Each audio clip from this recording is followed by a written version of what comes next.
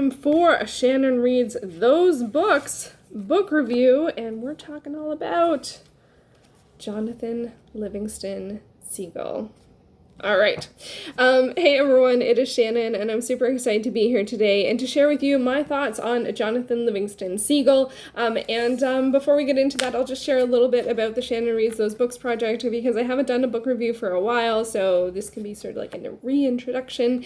In the Shannon Reads Those Books exploration, it's not a project, it's an exploration. There is probably no end date. I'm probably not going to finish all the books, and that's fine. But I started it back in 2014. It is a way that I wanted to work through classic works, iconic works, zeitgeist for sure, highly referenced works and or influential works. The goal was to gain cultural context as well as increase my reading comprehension. And I haven't read a lot of books for this exploration in a while, and I would like to get back to it, but it's just sort of fallen to the wayside a little bit. But here, let us start up again. Let's look at some of the specifics about this title. So, Jonathan Livingston Seagull, it is written by Richard Bach. This includes photographs by Russell Munson. It was published in 1970. It is my 54th title read for the Shannon Reads Those Books exploration, and it makes the list for being on the BBC Big Read, and it was 179 on that list. I think it's 250 titles. The book is 127 pages long, including illustrations, and it took me 3 days to read it, and I ended up giving it a 7 out of 10. I found it interesting is, I think, the best way to describe this one. Now, okay, so why I chose this one is it is short. I owned a physical copy. I thought it would be a good way to ease back into the project, and I don't know if I was right, because I read this quite a while ago, and have I read the next one of those books yet? I don't think so. Am I in the middle of one? Maybe? I'm not sure. Anyway, so that's why I chose it. I found it at the Toronto Public Library bookends, either this year or last year, and it felt like it would be a short read. And so, that's why I chose it. The next question I always have for myself is, did I understand it? No, I'm not quite sure. So I forgot. So this is a bit of a different kind of book. It says a story here. On Wikipedia, they call it a fable. So in this one, now, word to word, did I understand what was going on when I was reading it on the page? Yes, I understood it. We follow Jonathan Livingston Seagull, who is in fact a seagull. I don't know how I missed that. I didn't think it was from the perspective of a bird.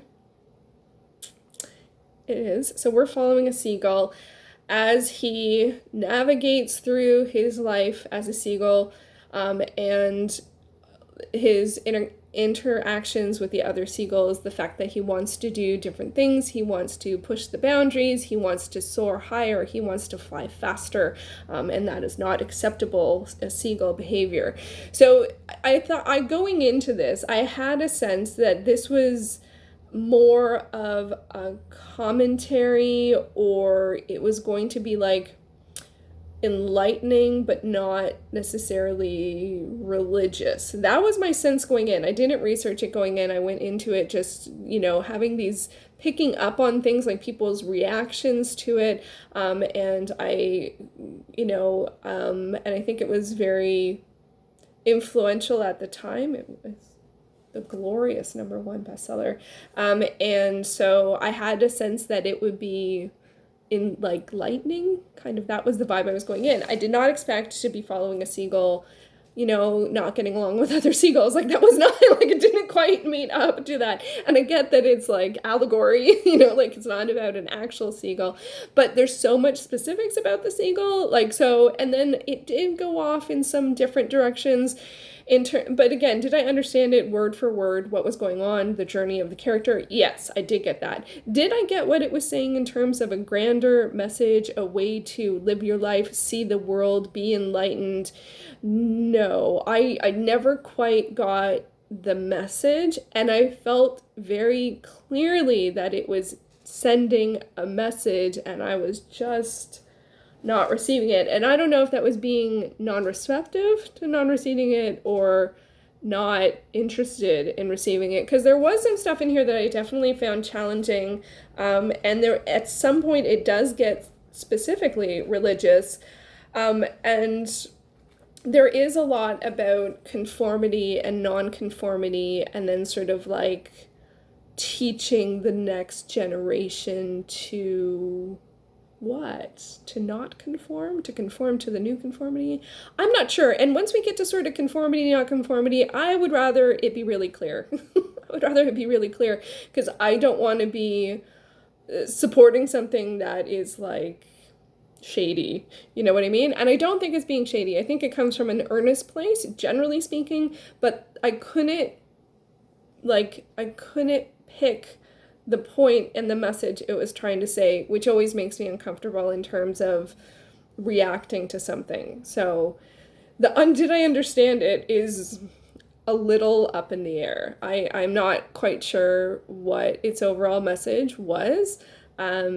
So I guess no.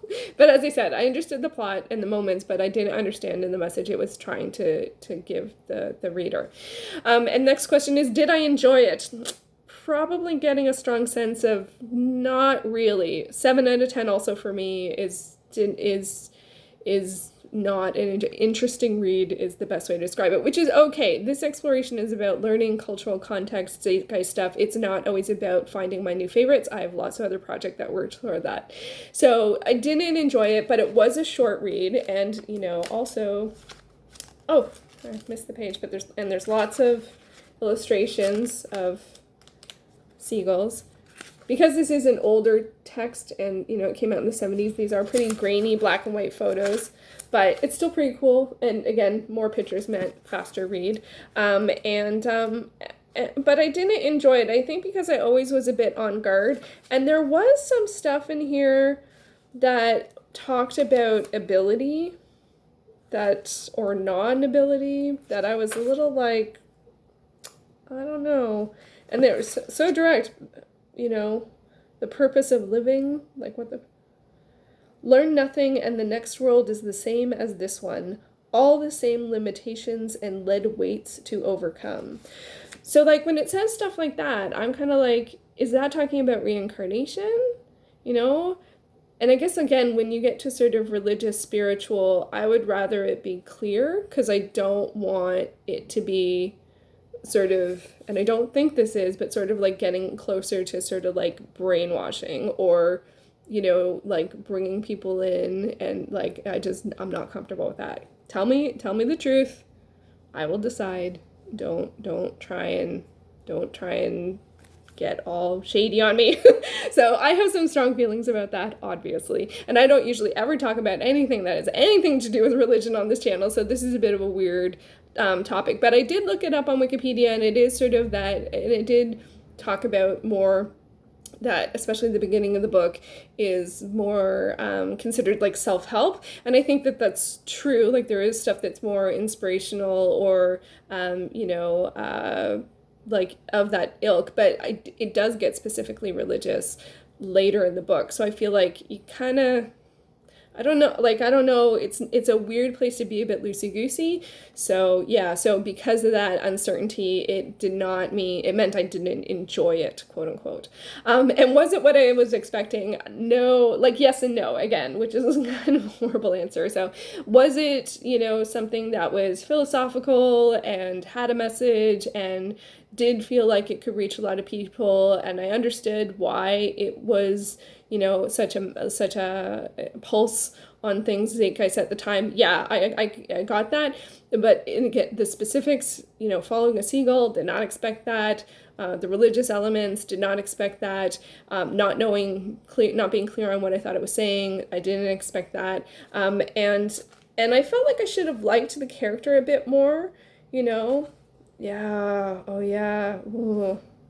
It's and then I would have to get into spoilers into some of the specifics that really got to me at the end. They're a little So yeah, and it is because it follows a character that sort of is nonconformist. I again would like more clarity on what it's trying to say.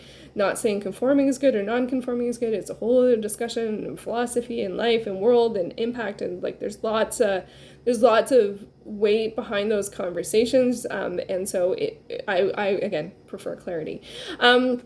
Next question I have is, will I read more from the author? Like, this really is the work that this author is known for. There is another flight-ish one that came out, I think, later in the 70s. I cannot read it from here. It is too far away. But I think this really is the one that he is known for. And so I don't think I would. I feel like this one had a lot of very specific flight things going on in terms of, like, miles per hour. And I'm like, would a seagull know the miles per hour they were going? Like, he always wanted to do more and higher. And I don't, like, and I couldn't figure out whether they were supporting that decision or saying it was a bad thing. And maybe they weren't saying either, but rather that some people want to go beyond. Some people don't want to conform. I don't know. I would like to know. So yes, I wouldn't necessarily read more from the author. I think I got what I'm going to get from this one, and I could spend more time reflecting back on it. But, you know, there was some stuff about, some stuff about what it means to be. Okay, so I'm gonna go into spoilers a little bit. So those are my spoiler-free thoughts on Jonathan Livingston Seagull. Now I'm gonna get a little spoilery on this. And so it did also talk about freedom and, like, the the freedom exists in your mind, not necessarily in your body. And I felt complicated about that. Like, you can't think your way out of certain situations. Now I lost the quote. Like, what it means to be free. Yeah. I can't move my wing. This was it. Okay, so this got me a little triggery. So, you don't understand my wing. I can't move my wing. And then someone says to him, I think Jonathan at this point, Maynard Gould, you have the freedom to be yourself, your true self, here and now, and nothing can stand in your way. It is the law of the great Gaul, the law that is. And then the Maynard Gould asks, are you saying I can fly? Because he can't move his wing. And then the response is, I say you are free. And then he lifts his wings and effortlessly is lifted into the dark night sky. I can fly. Listen, I can fly. So I feel that is extremely insensitive to if you have physical limitations. You hear what I'm saying? So there were several, and it was not the only instance. That one was later in the book, but it was not the only instance of something like that. And I am not saying that there's not great power in the mind, but there are truths of the body. So, and I'm not saying you shouldn't work towards things or through things, and I'm not saying it can't be in your mind, but sometimes it is not in your mind, and I think it is not helpful to not acknowledge that. So that, and then the other stuff was mostly religious stuff, which I don't feel the need to get into because it's not something that I talk about on my channel, and everyone has their beliefs and everyone's allowed their beliefs, so it's not really, doesn't tend to be discussion-y, and that's enough sort of hot topic stuff for one thing. So anyway, so let me know, have you read Jonathan Livingston Seagull? It is not a title that I have pretty much heard anyone talk about ever since I was on BookTube. It was published in the 70s. It's a book that I have seen again and again at book sales, garage sales, because it was #1 bestseller, so there's lots of them out there, and I do remember it from my earlier days, like it just sort of, and not knowing what it was about this book, like what was the thing about this book. And I guess maybe it was the sort of self-help, spiritual, enlightening piece of it, but when reading it, I didn't feel like I connected to that. So it was a bit of a strange one. So, but I am glad that I read it, and hopefully I will get to another of those book soon. We shall see. As I mentioned, I don't think I have the next one lined up, so it's definitely time to pick something hopefully short. So there are my thoughts. Let me know your thoughts in the comments, and I will be back soon in another video.